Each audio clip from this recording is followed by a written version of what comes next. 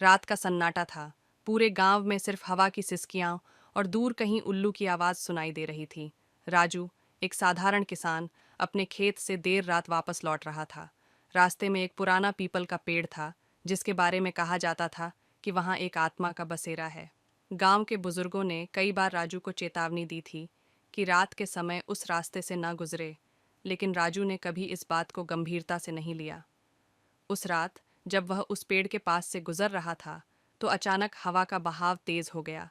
पेड़ की शाखाएं अजीब तरह से हिलने लगीं, मानो किसी अदृश्य शक्ति ने उन्हें पकड़ लिया हो। राजू ने अपने कदम तेज किए, लेकिन तभी उसे किसी के कदमों की आहट पीछे से आती सुनाई दी। उसने मुड़कर देखा, पर वहां कोई नहीं था। घबराहट में उसने दौड़ना शुरू कर दिया, लेकिन वो आहट और करीब आ रही थी। अचानक पेड़ के नीचे से एक सफ़ेद साड़ी पहने और बिखरे बालों वाली औरत निकल आई। उसकी आंखें काली गहराई की तरह खाली थीं और उसका चेहरा जला हुआ था। राजू ने चीखने की कोशिश की, लेकिन उसकी आवाज़ गले में ही अटक गई। वह डर के मारे ज़मीन पर गिर पड़ा। वह औरत धीरे धीरे उसकी ओर बढ़ी और राजू को अपनी ठंडी, बर्फीली उंगलियों से छू लिया।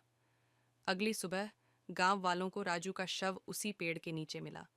उसकी आंखें पूरी तरह सफ़ेद हो चुकी थीं और चेहरा डर से विकृत था। कहते हैं उस रात उसकी आत्मा भी उसी पेड़ से जुड़ गई, और अब जो भी वहां से गुजरता है, उसकी वही खौफनाक आहट सुनाई देती है।